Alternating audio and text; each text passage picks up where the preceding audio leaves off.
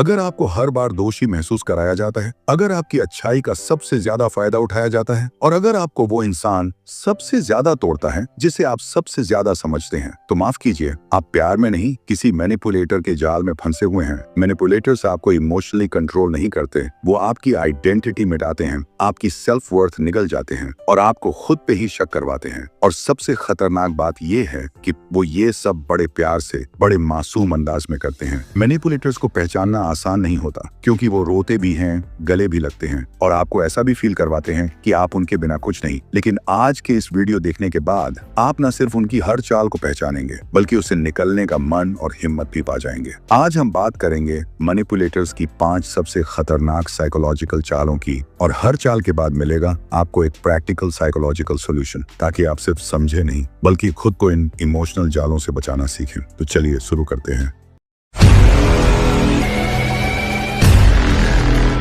Point number 1, guilt trap, आपको ही दोषी महसूस कराना। मैनिपुलेटर की पहली और सबसे कॉमन स्ट्रेटेजी होती है आपको ही दोषी महसूस कराना हर चीज के लिए। आपने उनसे बाउंड्री सेट की, तुम बदल गए हो, पहले जैसे नहीं रहे, आपने उनकी गलत बात को मना किया, मुझे नहीं लगता अब तुम्हें मेरी परवाह है। मैनिपुलेटर्स गिल्ट का इस्तेमाल करते हैं एक हथियार की तरह, ताकि आप अपने इमोशंस पर शक करो और उनके फीलिंग्स को प्रायोरिटी दो, चाहे वो झूठे ही क्यों ना हो। इसका सबसे बड़ा साइकोलॉजिकल असर ये होता है कि आप धीरे धीरे अपनी जरूरतें दबाने लगते हैं, आप अपने लिए खड़ा होना भूल जाते हैं और एक ऐसा इंसान बन जाते हैं जो सिर्फ दूसरों की खुशी में ही जीता है। गिल्ट में जियो ताकि वो चैन से जी सकें, यही है उनकी सोच। आपको गिल्ट नहीं, क्लैरिटी चाहिए। हर बार जब कोई आपको गिल्ट ट्रैप में डालने की कोशिश करे, अपने आप से एक सवाल पूछिए, क्या मैंने अपनी सीमाएं तोड़ी? क्या मैंने किसी को सोच समझकर हर्ट किया? अगर जवाब नहीं है तो माफ कीजिए, गिल्ट आपका इमोशन नहीं, उनका मैनिपुलेटिव टूल है। याद रखिए, जो लोग आपको बार बार खुद को गलत साबित करने पर मजबूर करते हैं, वो नहीं चाहते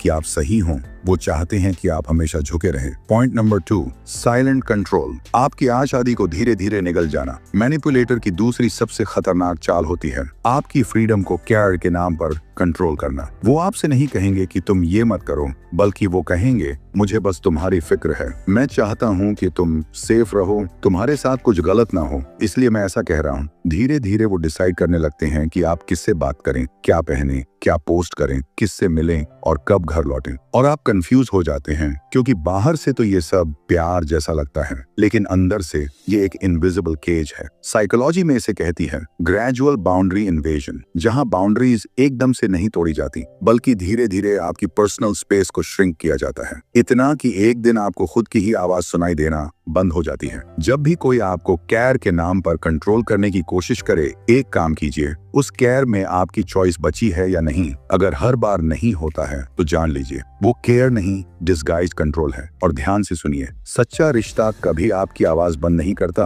वो उसमें अपनी आवाज जोड़ता है, उसे दबाता नहीं। मैनिपुलेटर्स आपको महसूस नहीं होने देते कि आप कैद में हैं, क्योंकि वो आपकी जंजीरों को प्यार कहकर सजाते हैं। Point number 3, reality distortion, gas lighting करना। मैनिपुलेटर आपको इमोशनली कंट्रोल करने के बाद आपकी रियलिटी को ही मैनिपुलेट करता है। आपने उसे किसी चीज पर पकड़ लिया, वो बोलेगा, तुम ओवरथिंक कर रहे हो, तुम्हें हर चीज में प्रॉब्लम दिखती है, तुम्हारा परसेप्शन ही गलत है। गैस लाइटिंग की ये साइकोलॉजी बहुत गहरी होती है। मैनिपुलेटर बार बार आपकी मेमोरी, आपकी फीलिंग्स और आपके लॉजिक पर सवाल उठाता है ताकि आपको खुद से भरोसा उठ जाए। साइकोलॉजी में इसे कहते हैं कॉग्निटिव डिसोरिएंटेशन, जहां इंसान को ये समझ नहीं आता कि जो वो देख रहा है वो सच है या नहीं। धीरे धीरे आप कंफ्यूज्ड, ब्रोकन और मेंटली डिपेंडेंट हो जाते हैं। आप बार बार सोचते हैं, शायद गलती मुझ में ही है, शायद मैं ही बहुत ज्यादा सोच रहा हूँ। और यही है मैनिपुलेटर का असली मकसद, आपको आपकी खुद की आंखों से ही दूर करना। जब भी कोई आपकी फीलिंग्स को बार बार इनवैलिडेट करे, जब भी कोई कहे कि तुम्हारी सोच ही गलत है, तो पॉज कीजिए और खुद से पूछिए, क्या मैं बार बार खुद से माफी मांग रहा हूँ जबकि मेरी बातों में सच था? अगर हाँ, तो याद रखिए, जो इंसान आपको खुद पर भरोसा खोने पर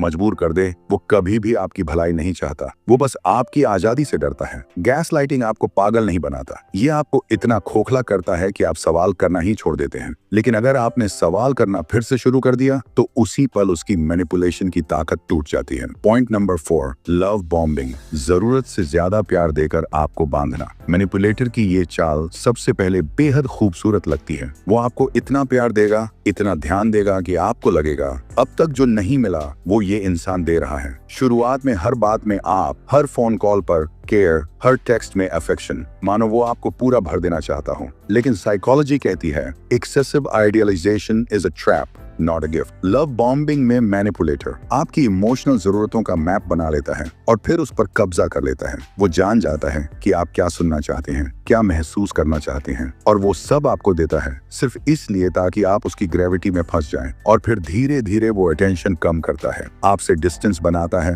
और आप बेचैन हो जाते हैं। अब आप उसी इंसान से वैलिडेशन मांगते हैं जिसने आपको उसी वैलिडेशन का आदी बनाया था। जब भी कोई इंसान आपको बहुत जल्दी, बहुत ज्यादा, बिना आपकी डेप्थ को जाने इतना प्यार देने लगे तो थोड़ा रुकिए, सेल्फ चेक कीजिए, क्या ये इंसान मुझे समझ रहा है या बस मुझे अच्छा फील करवा रहा है। लव बॉम्बिंग की साइकोलॉजी यही होती है, टेम्पोररी हेवन क्रिएट करना ताकि फ्यूचर में आपको इमोशनल हॉस्टेज बनाया जा सके। सच्चा प्यार धीरे धीरे बनता है, मैनिपुलेटिव प्यार तेजी से गिरफ्त में लेता है। और याद रखिए, जो आपको जरूरत से ज्यादा प्यार देता है बिना वजह, वो एक दिन जरूरत से ज्यादा दर्द भी देगा बिना गलती के। Point number 5, value devaluation. आपको इतना छोटा बना देना कि आप खुद को छोटा मानने लगो। मैनिपुलेटर जब देखता है कि आप उससे इमोशनली जुड़ चुके हैं, तब वो शुरू करता है आपकी वैल्यू को गिराना। पहले जो बातें वो पसंद करता था, अब वही बातें बेकार, बच्चों जैसी या बिल्कुल इमेच्योर लगने लगती हैं। वो आपके आइडियाज का मजाक उड़ाएगा, आपकी फीलिंग्स को हल्का करके टाल देगा, आपके लुक्स, आपकी बातों, आपकी आदतों, हर चीज में कोई ना कोई कमी निकालता रहेगा। और धीरे धीरे आप खुद को लेकर इनसिक्योर होने लगते हैं। आप अपनी ही वैल्यू को सवालों में देखने लगते हैं। आप सोचते हैं शायद मैं उतना अच्छा नहीं हूं जितना सोचता था। यही है मैनिपुलेटर की आखिरी और सबसे घातक चाल, आपकी सेल्फ इमेज को तोड़ना। साइकोलॉजी में इसे कहती है प्रोग्रेसिव आइडेंटिटी इरोजन, जहां एक इंसान को बार बार इतना नीचा दिखाया जाता है कि वो अपनी वर्थ को दूसरों की नजर से देखने लगता है। और फिर वो इंसान अपने लिए खड़ा नहीं होता, क्योंकि उसे लगता है कि वो खड़े होने का लायक ही नहीं है। जब भी कोई इंसान बार बार आपकी कैपेबिलिटीज, आपके ड्रीम्स, आपके लुक्स या आपके आइडियाज पर डाउट करे, तो खुद से एक वादा कीजिए, मैं अपनी वैल्यू दूसरों की नजरों से नहीं, अपनी मेहनत और जज्बे से तय करूंगा। और याद रखिए, जो इंसान आपको बार बार कम महसूस कराए, वो आपसे नहीं, आपकी ताकत से डरता है। मैनिपुलेटर की असली जीत तभी होती है जब आप खुद को उनके वर्जन में देखने लगते हैं। लेकिन अगर आपने अपनी नजर से खुद को देखना शुरू कर दिया, तो उनकी हर चाल, हर इल्यूजन अपने आप टूट जाएगा। मैनिपुलेटर आपको तोड़ता नहीं है, वो बस आपको आपकी असली ताकत से दूर करता है। वो चाहता है कि आप खुद को सवालों में उलझाए रखें। वो चाहता है कि आप खुद से ही नफरत करने लगें। वो चाहता है कि आप इतने खाली हो जाएं कि फिर आप में सिर्फ वही बचे जो उसने डाला है। लेकिन अब